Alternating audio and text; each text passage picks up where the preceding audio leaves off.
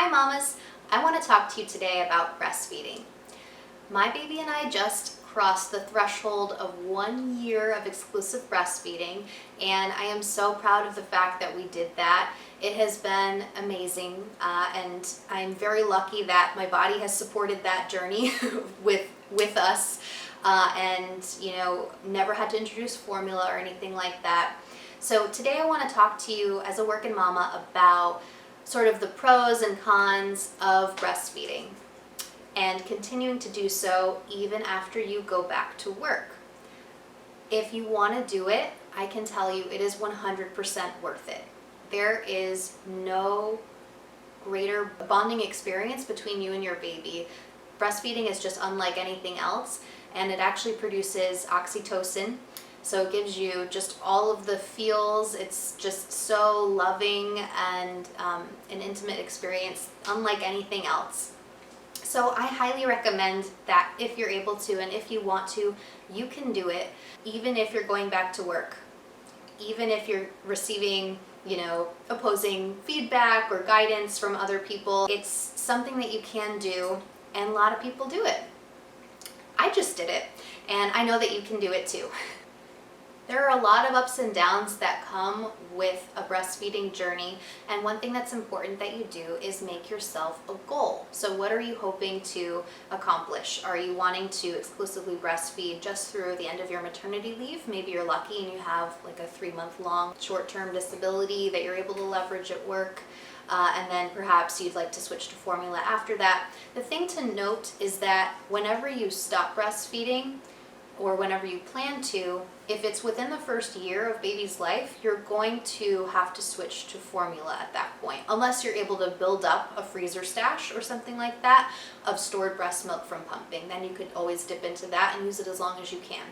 So I want to share with you some of the pros. So why do I recommend doing a year of breastfeeding, which did for me, by the way, include pumping for a lot of that time. I went back to work when my baby was 3 months old, and so I was pumping at work from 3 months up until about 10 months old, and that's because I actually was furloughed from work, and so I found myself having a lot more time with him to just breastfeed rather than pumping any longer.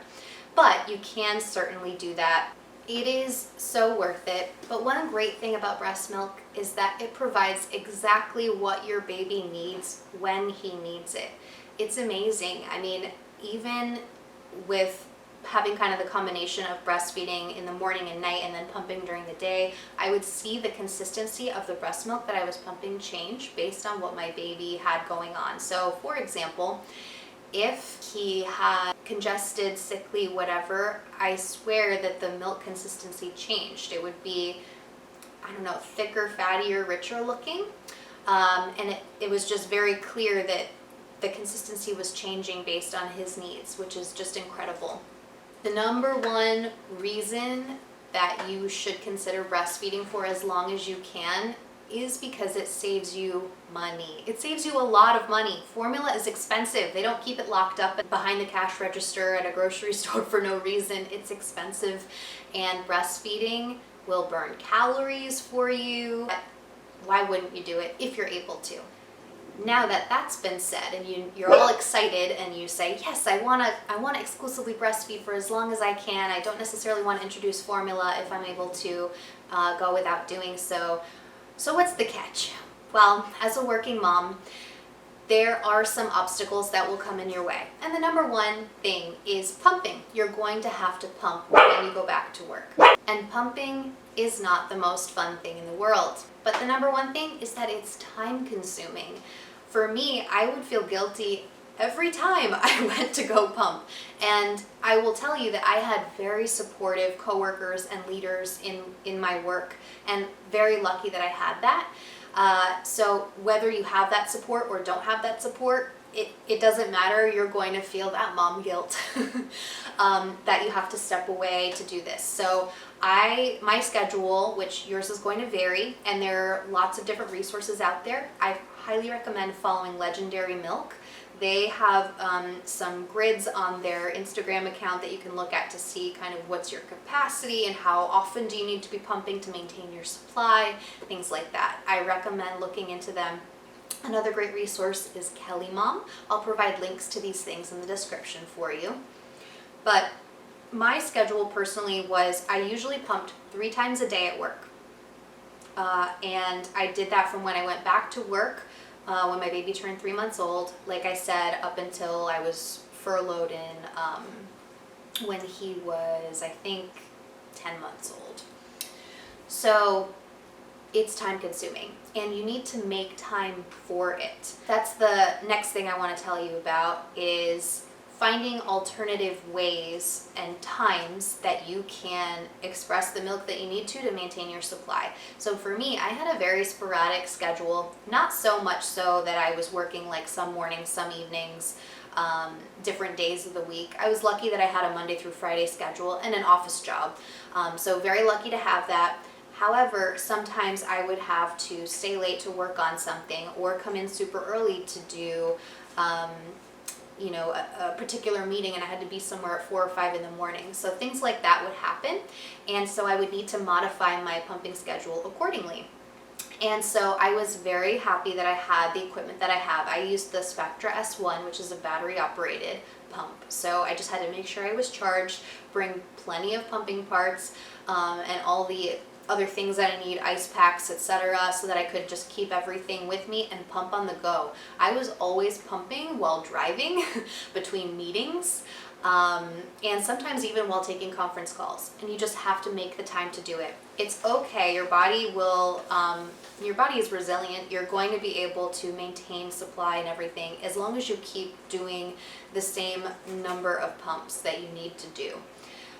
It's okay if they're not exactly at the same time every single day. And maybe you are able to maintain structure and can keep those same pump times every day, and you can reserve a pumping room in your work location. That's fantastic. But if you're not able to, it doesn't mean that you can't necessarily do what you need to do to maintain your breastfeeding goals. Sometimes with having early morning meetings and late night meetings and things like that, I would actually end up exclusively pumping for a long period of time. Sometimes the whole week, Monday through Friday, I was exclusively pumping, and I never actually had that skin-to-skin breastfeeding experience with my baby. Sometimes he would sleep in and I was already getting ready, and then by the time we had to wake him up to bring him to daycare, okay, we need to give him a bottle just in the car ride on the way to daycare, no time to breastfeed. And so then I was pumping on the way to work while commuting instead, things like that. So you're going to potentially have some things like that happen to you as well. So just something to keep in mind. And there's nothing wrong with exclusively pumping.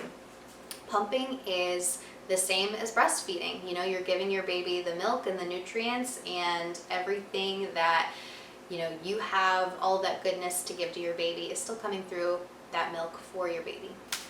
Another thing to keep in mind is that you cannot be forgetful. And you hear a lot, at least I did, people would always say, mom brain this, mom brain that, blah, blah, blah, pregnancy brain, which always really offended me, but that's another story for another day. But you cannot forget your pump. You have to have it. I had a friend who actually had like a manual pump that she kept it at her desk for emergencies, which I thought was a great idea. I actually never did that.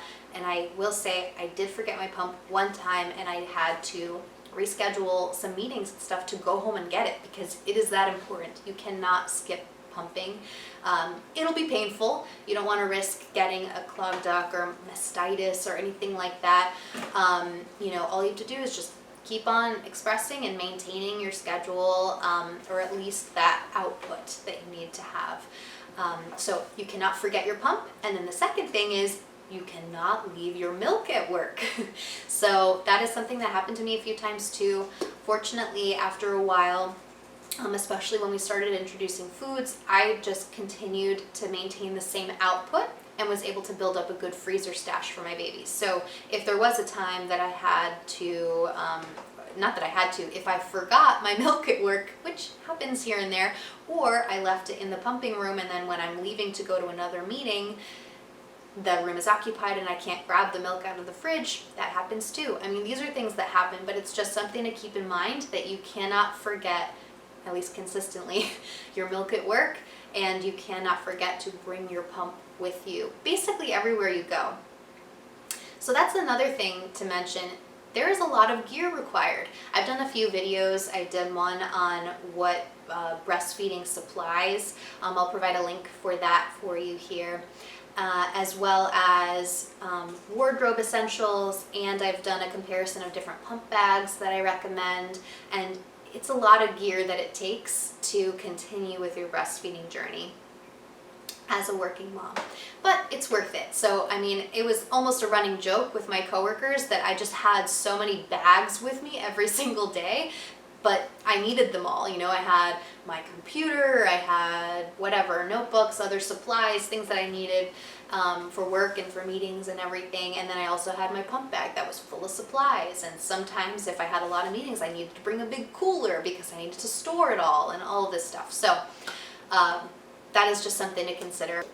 And the last few things that I want to mention as considerations for you if you're going to be a working mama and you're going to maintain a breastfeeding goal of a year or longer is that you need to watch what you are putting into your body. So you did this while you were pregnant already, right? You kept to probably a cup of coffee or less per day, or maybe you switched to decaf or whatever, and then you either reduced or eliminated, well, while you were pregnant, you probably eliminated alcohol, and then you probably have continued to keep that up or reduced consumption. And you need to maintain doing that for as long as you're breastfeeding as well. Now, every baby reacts differently, as well as every mom's body, you know, processes things differently, and your baby might have a different level of sensitivity. So just something to keep in mind that you do need to maintain, especially as a working mom. I know a lot of us drink caffeine, tea, coffee, whatever, and it's just something to keep in mind. So even though I've shared with you some considerations, I hope that you still believe and know how much it's worth it. I think once you get started, you never want to stop. I mean, you do want to stop eventually, but at the same time, it's always going to be bittersweet. Maybe we just turned a year old last week, and we are pretty much still breastfeeding. I only feed him once per day, just in the morning when he wakes up. And so I'm going to continue doing that basically until we kind of naturally fall out of that rhythm. I think that eventually he's going to kind of stop expecting it or wanting it, and that's okay. We'll take it as it comes. I hope you liked this content. If you did, please go ahead and give it a like. Feel free to share this with someone else who you think might find it helpful. And please provide a comment if you have any other tips or, you know, considerations that you think of that you'd like to share with other people who are going to be in your situation, you know, in the future. So with that being said, hope you're having a great day, and we'll see you in the next one.